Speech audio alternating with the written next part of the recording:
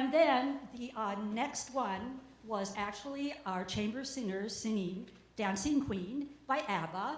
And some of you are old enough to remember them. They were a 70s Swedish pop group. And Mamma Mia is a result of that. They were at an outdoor venue that actually also had to celebrate, there it is, or not there, okay. They had to kind of go by the censorship too, but then they left them alone after the first day. They would hold festivals in this great big open venue. And that was actually in Estonia. If you will indulge me for just a second, I'm Dr. Susan Smith, and I have personal reasons why I wanted to go to Scandia, and we did. We took 15 chamber singers under the direction of Dr. Charlo, and I was lucky enough to go along with them. This is 11 of the remaining ones who went, and I want to tell you my personal reasons is because on my mom's side, my grandpa was 100% Swedish, and on my grandmother was 100% Norwegian. Now, I have been told they do not get along, those Swedes and Norskis. But evidently, my grandparents did because they were married 55 years and had 5 children. The only thing is, her parents would not go to the wedding. So obviously, I grew up with Swedish and Norwegian food, and especially at Christmas time. We made potatiskarv, which is actually potato sausage, and you stuff it in cow intestines. It's really good. You don't eat the intestines, okay? Lefse, it's actually a tortilla made out of potatoes. And the other thing, oh, by the way, lutefisk, anybody? You know, why would you put fish in poison and then serve it? Yeah, but yes, it's actually pickled in lye, and my dad loved it. Not a Scandinavian bone in his body, but he would go to that country church, wait in the pew, go down to the basement where the hall was, and eat a pound of lutefisk every Christmas with melted butter. So what happened to me was I wound up teaching at Gustavus Adolphus College in St. Peter, Minnesota. And on their website it says, a church-related residential liberal arts college firmly rooted in its Swedish and Lutheran heritage. That's Minnesota for you, okay. And of course it was named after Gustavus Adolphus, who was the king of Sweden in the early 17th century, and what he did was he actually laid down the foundations for the modern Swedish state and turned Sweden into a major power. The other thing that I have to tell you is when I was there, I directed the Lucia Singers, which is a women's course, and St. Lucia Day, there she is celebrated on December 13th, and it is part of Advent. It is called the Festival of Lights, and it actually originally was St. Lucia, or Sancta Lucia, and I actually would go into chapel on that day with Lucia Singers. We received this person with her little wreath of candles. Of course, they weren't real anymore. They were the ones you turn on. And we would sing Sancta Lucia for that chapel service. So those are all the reasons why I I had so much experience with Scandinavia that it's really a personal adventure to me. I'm now going to turn to Scandinavian song traditions. Music of Scandinavia is really rooted in their folk song tradition and their heritage. And while the German lieder and the French melody, oh my gosh, were song styles that really influenced them, they never gave up on their nationalistic style as well. But most composers at this time in the 19th century and the beginning of the 20th century, if they could, they would go to Leipzig, Germany. So the German influence was very much that way. First, we're going to sing Sommersång, and that's your cue, people. And it is Swedish, and it is a hymn of thankfulness to God for bringing summer to Sweden after a long, long, cold winter. And we were fortunate. What you're seeing right now is our chamber singers having a master class at Uppsala University with Stefan Parkman. And he was a former Swedish radio choir director, which is a big deal. We had a great time with that. So, sommarsång.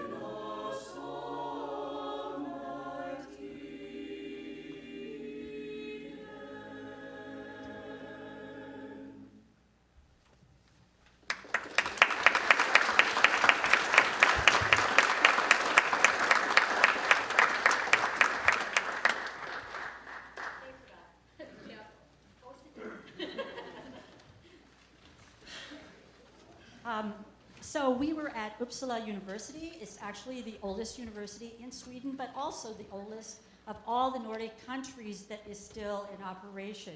And thanks to that same King Gustavus, he made sure that it would be financially stable. It is a huge campus. And the cathedral, and you could turn to the next one for us, I think it's there. We'll see it in a bit. It is the highest, tallest cathedral in the Nordic, Scandinavian, northern countries.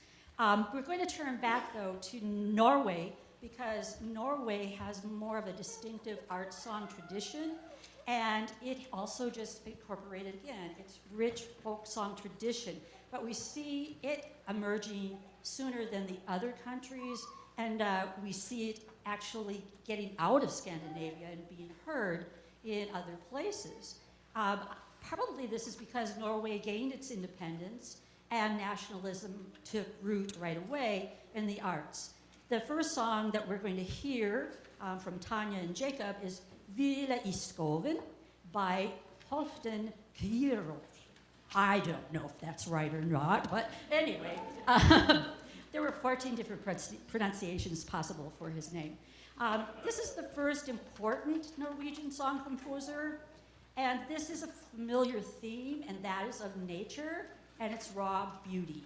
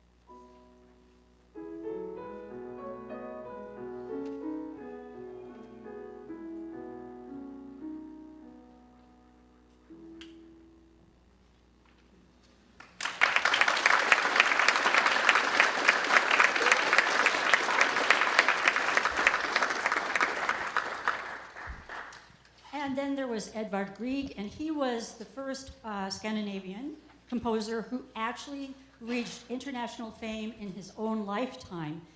He traveled all over, and his art songs were being sung not only in Scandinavia, but in other countries. However, they weren't being sung in Norwegian. They were being sung mostly in German translation or English. And it's only recently that we see Norwegian text in its absolutely how it was composed and by the poet. Now, Grieg composed over 140 songs, some in German, some in Danish, 2 forms of Norwegian. I want to mention one of these songs that a lot of people know in German translation, and that's Ich liebe dich. It means I love you.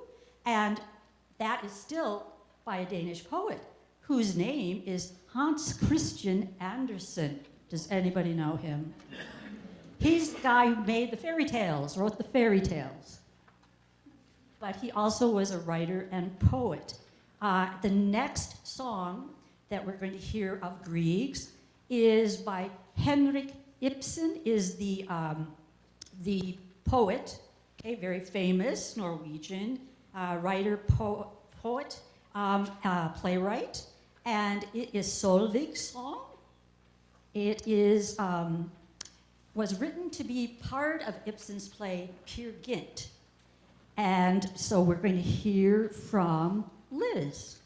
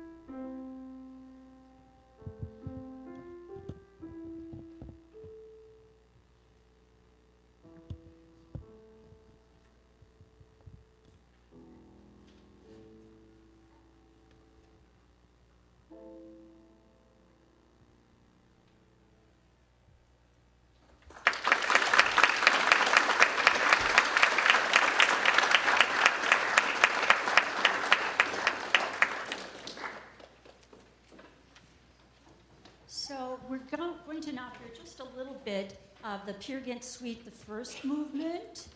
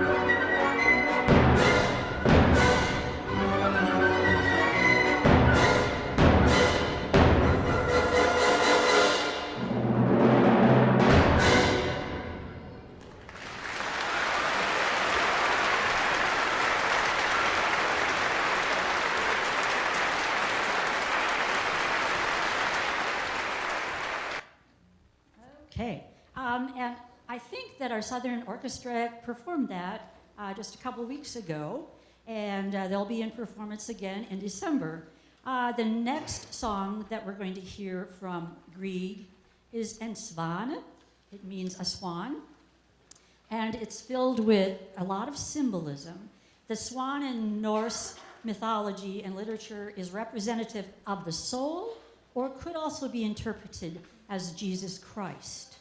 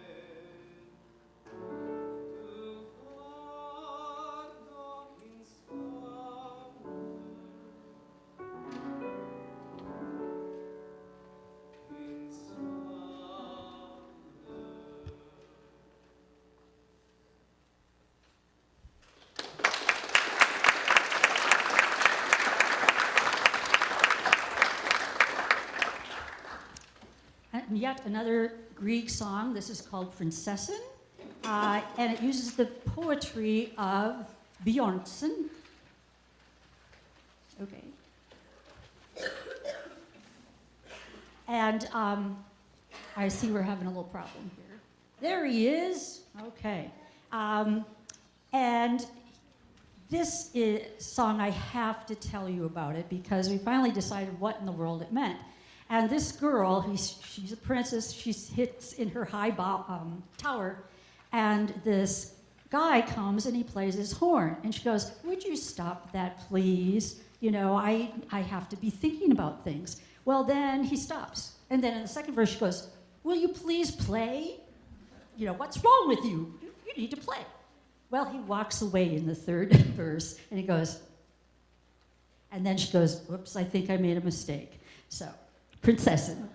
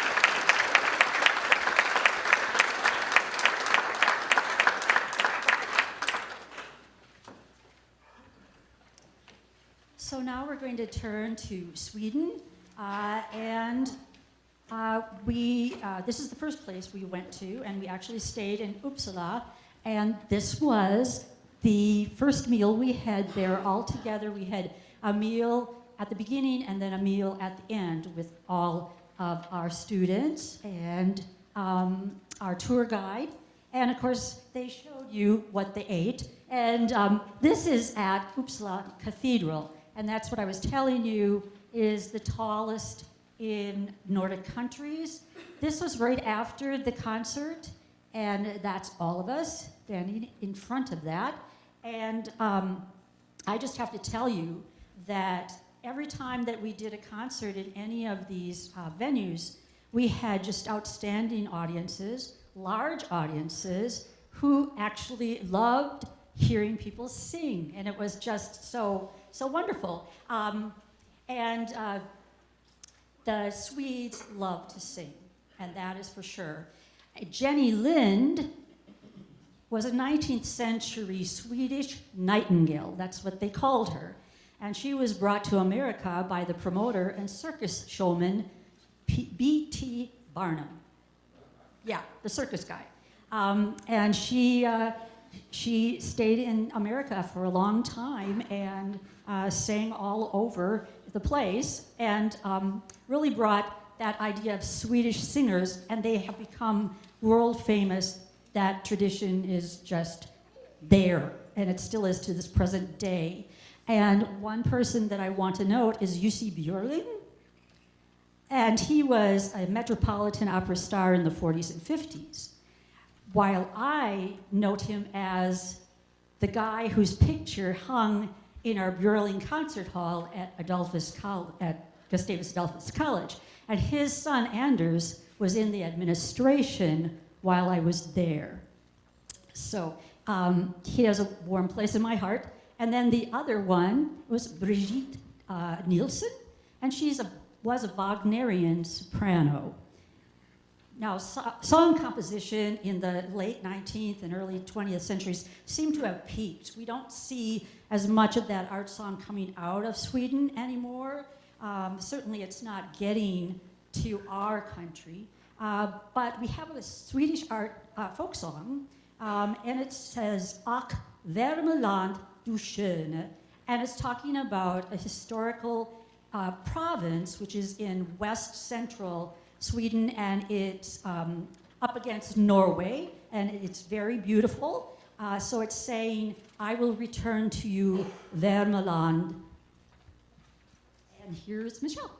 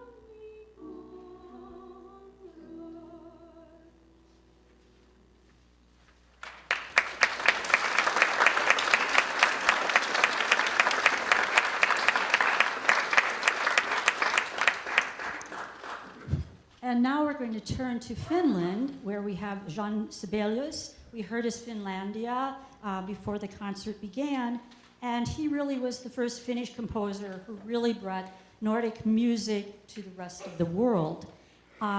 Yes, he lived in Finland and grew up in Finland, but his family spoke Swedish. And Swedish was the literary language of Finland during the 19th century. So we have lots of songs that are in Swedish for Sibelius. And actually, next one is actually going to be in German. Im Feld ein Mädchen singt. And he said this German text, it was by a Jewish German poet and writer, Margaret Sussman. And this is about, in a meadow, a maiden sings a very sad song, and he comes along and he says, I want to go to her. I think we would understand each other.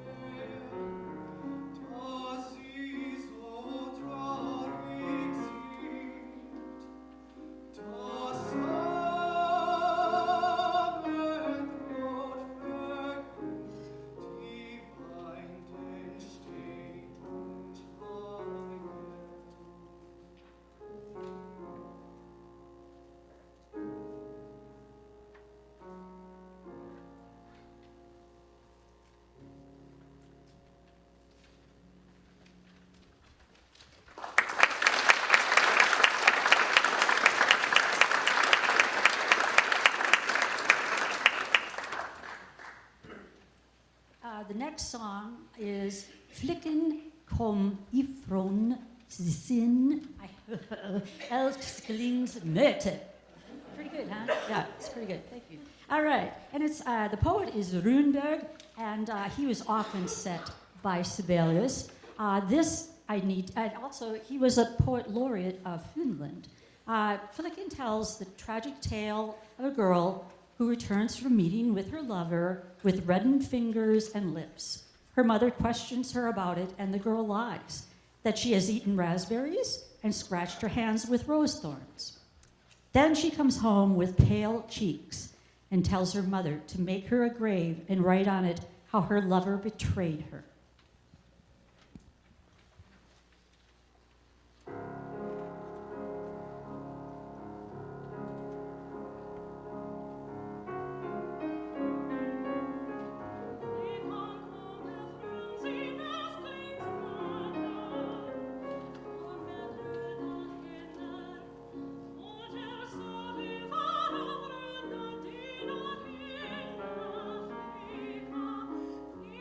Sorry.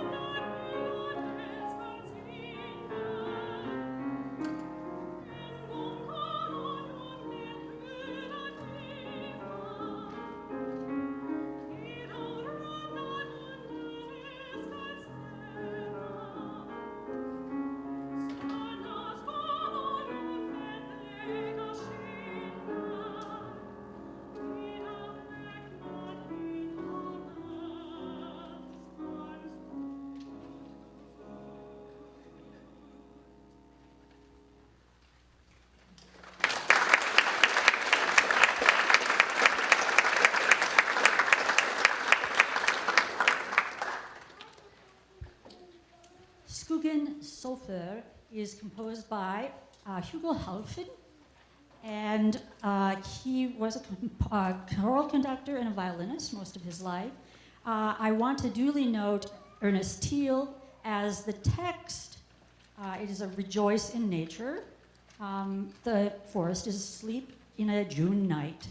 Thiel's legacy is that he collected a whole bunch of Nordic art, and then he lost his fortune, and the Swedish government took it all over and has opened up his estate, and it is in Stockholm, and it's a major tourist attraction.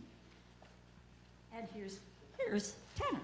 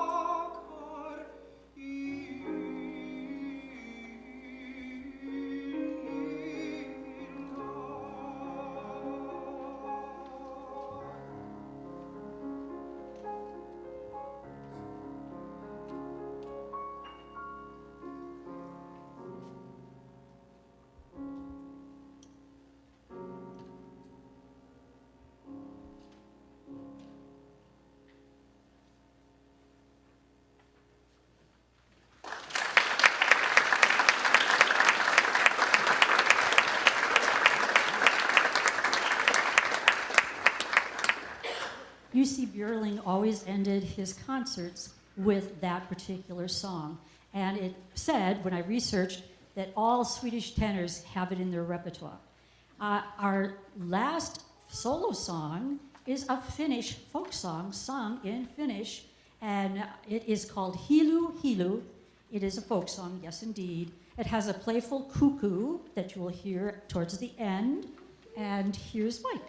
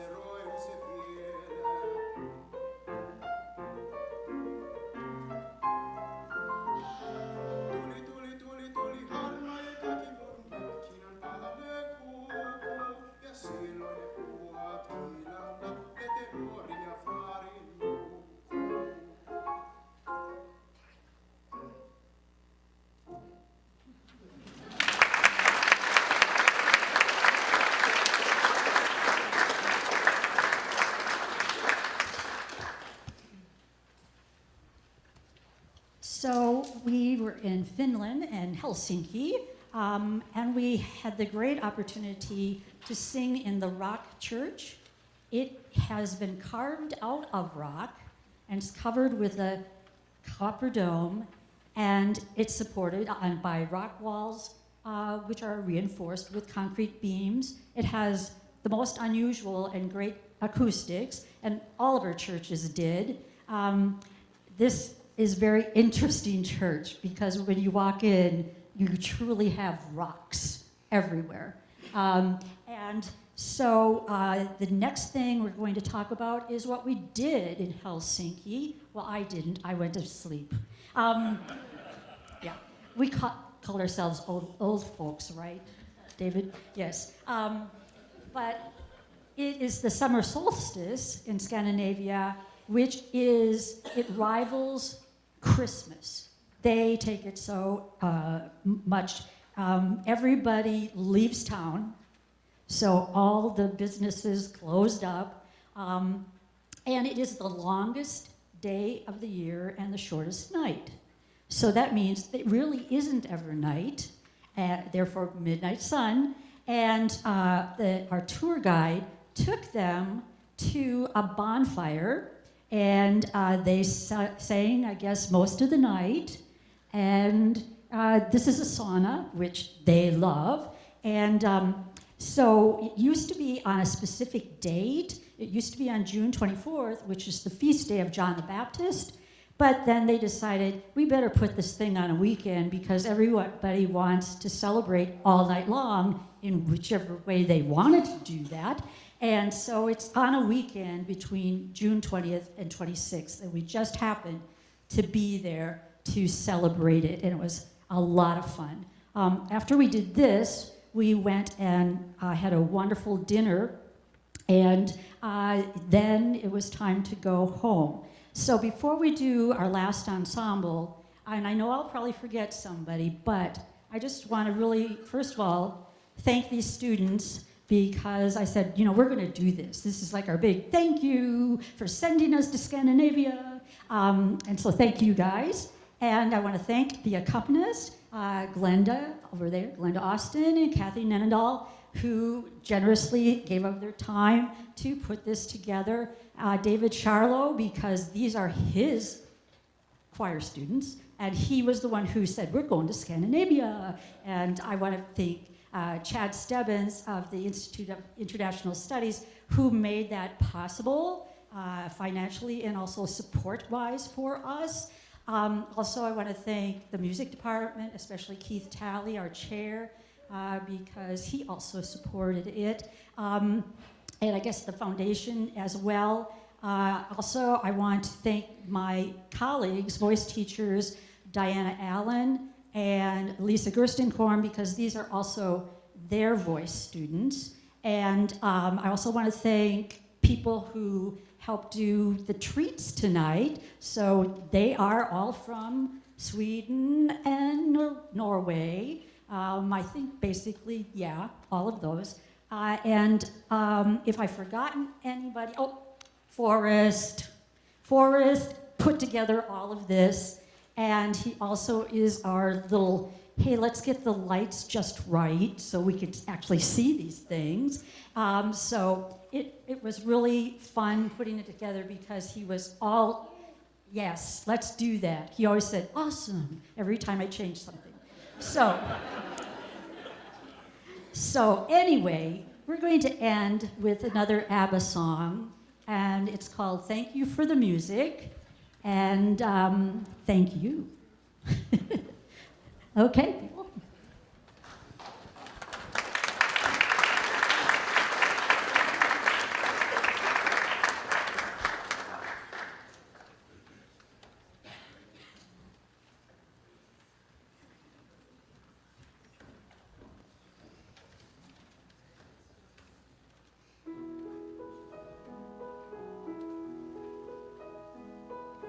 Thank you for the music, the songs I'm singing. Thanks for all the joy they're bringing. Who can live without it? I ask in all honesty. What would life be without a song or a dance? What are we? So I say thank you for the music, for giving it to me. Mother says I was a dancer before I could walk. She said I began to sing long before I could talk. I've often wondered, how did it all start? I found out that nothing can capture a heart like a melody man. Well, whoever was, So I say thank you for the music, the songs I'm singing. Thanks for all the joy they're bringing. Who can live without it? I ask in all honesty. What would life be without a song or a dance? What are we? So I say thank you for the music, for giving it to me. I feel so lucky. I'm the girl with golden hair. I want to sing it out to everybody. What a joy, what a life, what a chance. So I say thank you for the music, the songs I'm singing. Thanks for all the joy they're bringing. Who can live without it? I ask in all honesty. What would life be without a song or a dance? What are we? Thank you for